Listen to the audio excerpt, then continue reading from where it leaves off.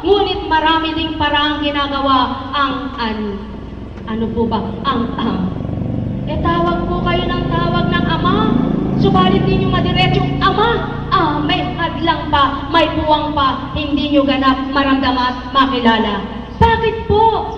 Sapagkat nananaig ang ugaling tao, pag-iisip na mali sa kapwa niya, pagdaramdam ng puso niya, kaya di malubos-lubos ang pagtanggap sa Ama. Mayroong puwang, may hadlang. Alisin na po ninyong hadlang na yan. Ang puwang po ay buuin nyo na. Makilala niyong lubos ang tinatawagan inyong sinasamba. Paano po nagkakaroon ng puwang, ng hadlang? Kapag nagpapakabuti ka, may dumaratal na problema. Ano yung problema na yon? May magagalit sa iyo, wala ka namang kasalanan. Tinitingnan ng Ama yan kung gaano mo yan lalabanan. May mag-iisip sa iyo, hindi mo naman siya inaano. Tinitingnan ng Panginoon yan kung lalabanan mo yan. Mayroong magpaparatang sa iyo, hindi mo naman sila kilala. Mayroong pamamaraan ng Kristo dyan. Mga minamahal ko, ang tuwiran lamang gawin ng tao, magpakatapat ka, magpakatotoo ka, walang bali ang gawa ng kapwa mo, ang isipin mo, ang Ama, bumuhay sa iyo. Buhay po bang Diyos? Mga minamahal ko, sino bagang hindi nahihirapan? Si Apo Conching? Hindi nahihirapan si Apo Conching? Baka mga minamahal ko, kung bilang pagkatao lang si Apo Conching, baka di na makagulapay. Baka hirap na hindi na makasadsad. Kung si Apo Conching lang ang nagpapasan ng pinapasan niya, baka hindi na makasadyad, kahit isang hakbang lang, gulapay na at gulay-gulay na. Subalit, hindi si Apo Conching ang nabibigatan. Ang Kristong inyong tinatawagan, kapag kayo ay nagkakasala, kapag kayo ay nagpaparatang, kapag kayo ay humahatol, kapag kayo ay nagagalit kanino man. Sapagkat unti-unti niyong binabagsak ang krus na daladala at nasusugat ang puso't nagdurugo, sapagkat ang layo ng Kristo sa tao, mag-ibigan kayo. Sumainyo ang kapayapaan, hindi hinatol ng Kristo ang ganito. Hoy, masama ka, hahatulan kita. Kung hindi, magbago ka. Yan ang tinuturan sa masama. Iiwanan ng 99, hahanapin ng nag-iisang naliligaw. At kapag nasumpungan niya at nakita, dadalhin niya ito sa Ama. Mga minamahal ko, ilan po kaya ang 99 na bilang sa laksa ng tao na iniiwanan ng Kristo at hinahanap ang naliligaw sa 100 yaon? Ilang laksa ang bilang ng tao at ilan na nag-iisa sa bilang ng 100? Ang 1,000, hindi bagat 10 na ang nag-iisa na bilang?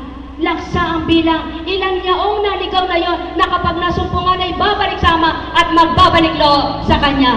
Hindi bagat 10 ibayo ang ganti kanino man? Kaya mga mahal ko, mapalad ang nag-aakay. Subalit, paano ka magiging taga-akay kung lampa ka, kung bulag ka, kung mahina ka? Kailangan magpatatag ka muna sa pananalig mo at pananampalataya.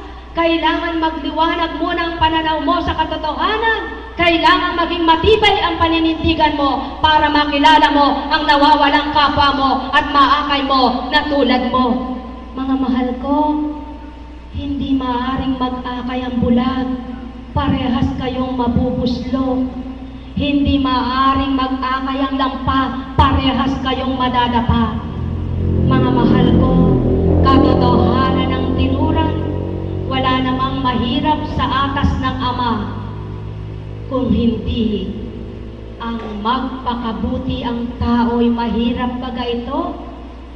Ang kilalanin, tanggapin, sambahin siya sa katotohanan, Mahirap ba ito? Kaya lamang mahirap sa tao ang lahat ng atas ng Ama, ang lahat ng kautusan niya, sapagkat ang tao ay ayaw ng mabuti. Ang gusto'y ang sarili niyang masunod, ang gusto'y kalooban niyang matupad, ang gusto'y matanggap ang lahat ng kanyang hinahanap. Subalit ang di niya masumpungan ay ang katotohanan ng Ama ay pag-ibig, ng Kristo ay pag-ibig. Bakit nagbabahabahagi ang tao? Mga minamahal ko, ito ba ay aral ang magbahabahaginan kayo? Kailan may walang nakatala sa Bibliang magbahabahaginan kayo? Kung hindi, mag-ibigan kayo. Ang pagbahabahagi ay hindi sa Panginoon. Ito'y kanino? Subalit natatanggap ba ito ng tao? Ito bagay naunawa ng tao? At ito bagay na pagninilayan ng tao? Kung napagninilayan lamang ito ng tao, mga mahal ko, masasambit mo sa sarili mo mismo. Wala ka bang budhi? Pedro? Juan? Maria? Petra? Juana? Wala ka bang budhi?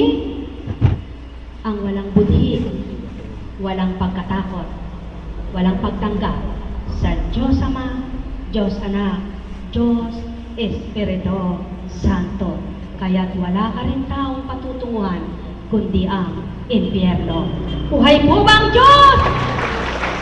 Ang buhay na Diyos ay patuloy na nagmamahal, kumakalinga, tumatanggap, nagpaparaya, nagbibigay, nagpapatawad. Kaya nga't may nakatala sa isang kasulatan, basahin niyo yaon. Ibigin mo ang kaaway mo.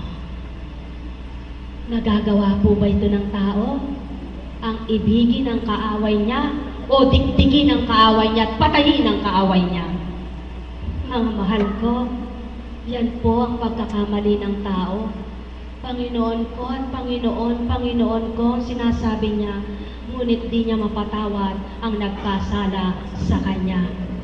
Magpatawad kayo nang patawarin din kayo.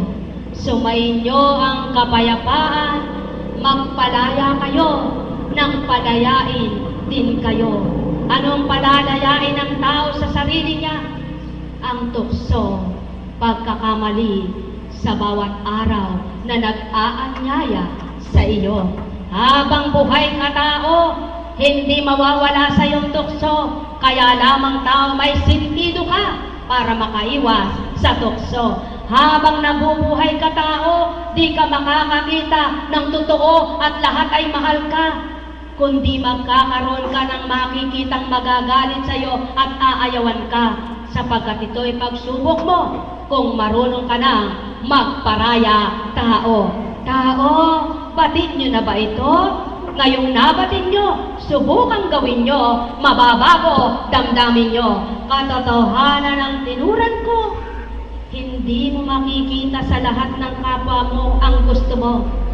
Sinisigurado ko may makikita kang kapwa mo na hindi mo gusto ang gagawin niya.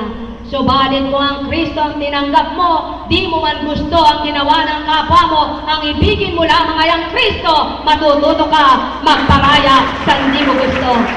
Mga minamahal ko, ang may pandinig ay nakarinig. Sumayin niyo ang kapayapaan. Halina po kayo.